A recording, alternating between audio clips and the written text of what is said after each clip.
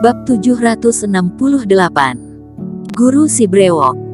Sesepuh sekte Huofen yang menghalangi jalan sebelumnya itu, entah ditelan, atau setelah menyadari kegagalan tuan muda sekte, dia telah menghilang.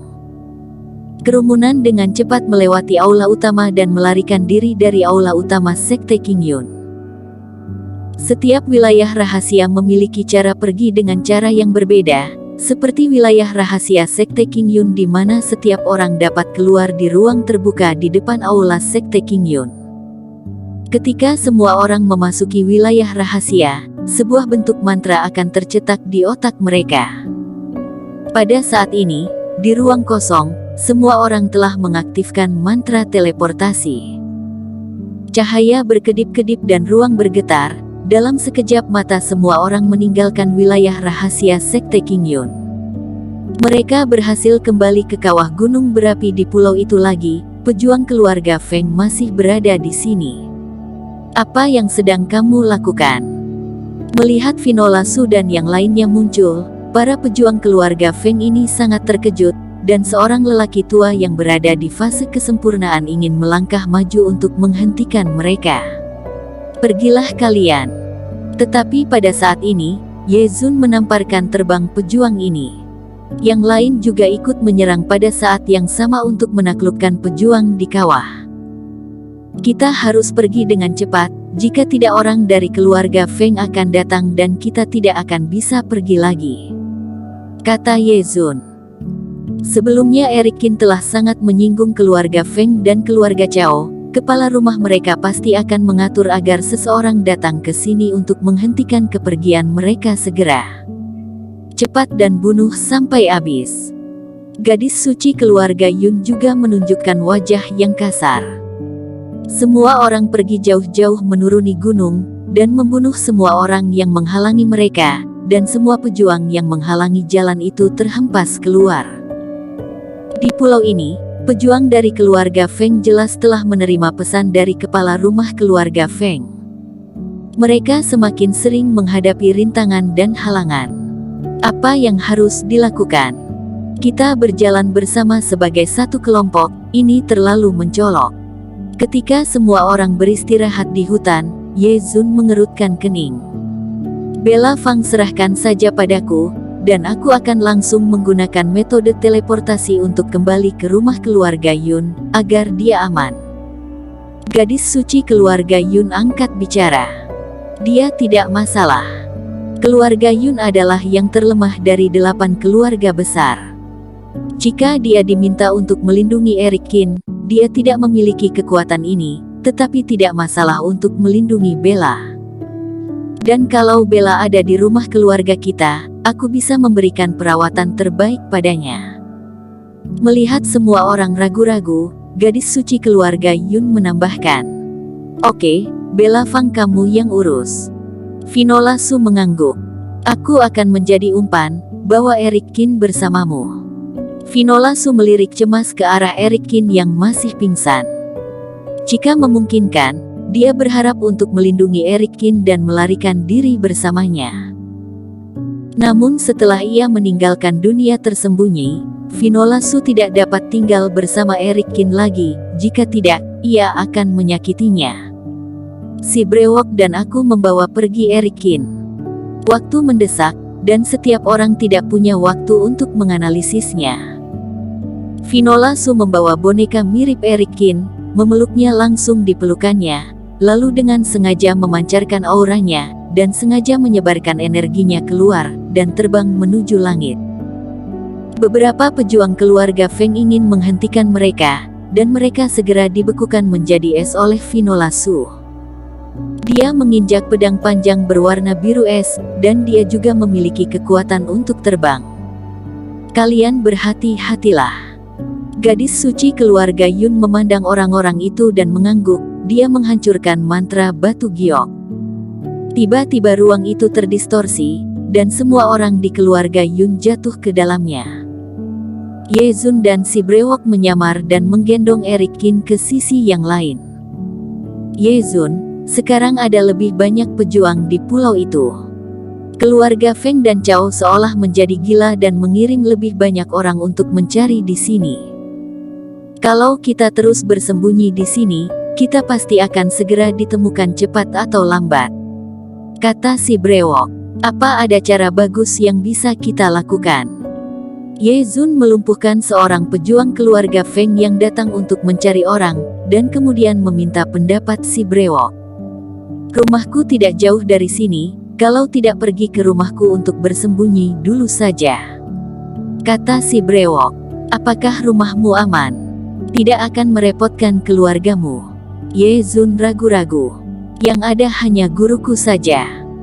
Dia juga pejuang di fase kesempurnaan, seharusnya sangat aman, tegas si brewok. Kalau begitu ayo pergi. Eric Qin juga tidak tahu sudah bagaimana kondisinya. Melihat Eric Qin yang masih tidur, Ye Zun menghela napas.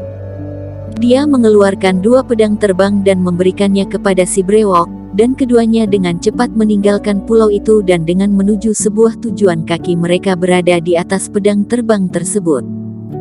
Setelah terbang sekitar 1 jam, sebuah pulau muncul di depan semua orang. Hei, si brewok, gurumu tinggal di pulau ini. Lingkungannya cukup bagus ya. Ye Zun mendarat di pulau itu dan melihat sekeliling. Ya, aku telah tinggal di sini bersama guruku sejak diriku masih kecil. Si brewok mengangguk, dan keduanya menuju ke satu-satunya rumah yang ada di sana. Hei, bocah, kamu telah kembali. Ketika mereka berdua berjalan keluar halaman, suara seorang lelaki tua terdengar dari dalam. Pria tua berjanggut putih terakhir dengan pakaian putih polos membuka pintu halaman. Bocah ini ternyata masih ingat untuk kembali. Ini membuatku terkejut saja. Hei, kamu masih ingat padaku ya rupanya. Orang tua itu berjalan keluar halaman dan memandang Eric Qin yang digendong si brewok di punggungnya. Dia seolah memperlakukan Eric Qin sebagai makanan. Gila, kenapa cederanya ini? Luka macam apa yang dimiliki anak ini? Orang tua itu berjalan mendekat dan menemukan bahwa Eric Qin terluka. Melihat dia penuh dengan bekas luka, dia terkejut. Guru, jangan mengurus ini dulu. Seseorang mengejar kami dan bantu kami menghentikannya, kata si brewok sambil tersenyum memaksa. Brengsek, kamu bajingan, tidak heran kamu datang menemuiku dengan maksud sangat baik. Ternyata kamu telah memprovokasi musuh dan datang untuk berlindung dalam bencana. Orang tua itu gemetar karena marah dan dia mengerutkan kening saat mendengar ini. Pergilah, keluar dari sini. Guru, jangan seperti ini. Ini adalah saudaraku yang baik. Dia terakhir kali telah menyelamatkanku. Aku tidak boleh tidak menyelamatkan dirinya. Si brewok berkata dengan wajah tersenyum. Kalau begitu, cepat masuk. Mendengar itu, kulit lelaki tua itu sedikit canggung, dan dia pergi untuk membantu Eric Qin dan meletakkan jarinya di pergelangan tangan Eric Qin. Baik Ye Zun maupun si brewok tidak memperhatikan bahwa reiki lelaki tua itu mengikuti denyut nadi Eric Qin ke dalam tubuhnya, dan dengan cepat beredar di seluruh tubuhnya. Anak ini menelan pil setan, dan dunia ini ternyata memiliki pil mujarab jenis ini. Orang tua itu mengerutkan kening dan bergumam pada dirinya sendiri. Guru, apa yang kamu bicarakan? Si brewok tidak mendengarnya dengan jelas. Tidak ada. Masuklah saja. Ketiganya membawa Eric Qin ke dalam rumah. Brewok, anak ini terluka sangat parah. Kurasa sudah pasti akan mati, jadi buang saja ke laut, kata orang tua itu. Guru, orang itu belum mati, jangan mengutuknya. Si brewok menggaruk kepalanya. Terluka sampai seperti ini, organ-organ dalam sudah hancur, tulang-tulang patah, dan urat-urat putus. Cepat atau lambat, itu akan menjadi kematian. Orang tua itu berkata dengan tegas, lihat, anak ini tidak akan selamat setelah malam ini. Sesepuh, kamu terlalu kejam. Ye Zun menyeka keringatnya. Aku hanya mengatakan dengan jelas bahwa dia tidak akan bisa bangun dalam hidupnya, jika dia bisa bangun. Orang tua itu mencibir, percaya diri. Tapi saat ini, Sesepuh, kurasa aku masih bisa menyelamatkan diriku. Suara lemah terdengar, dan Erikin tersenyum pahit. Begitu dia bangun, dia mendengar orang tua itu telah memvonis kematian dirinya. Mata lelaki tua itu tiba-tiba tegak, raut wajah yang tak mempercayainya. Erikin, kamu sudah bangun. Si brewok agak terkejut. Boleh juga kemampuan hidupmu. Kamu tidak mati setelah makan pil setan. Lelaki tua itu mengerang, lalu menyentuh denyut nadi Erikin. Fisik emas ajaib, sejenis tubuh setan kuno, dan tubuh pejuang yang kuat, kamu sudah berlatih dengan cukup baik, dan telah mencapai tingkatan yang cukup jauh. Aku yang orang tua ini sudah salah lihat, pantas saja tidak mati dengan begitu mudah. Mata lelaki tua itu berbinar dan tidak bisa menahan untuk berseru. Bersambung. Terima kasih telah menonton video ini sampai akhir. Jangan lupa subscribe dan nantikan kisah episode selanjutnya hanya di Novel Story. Salam.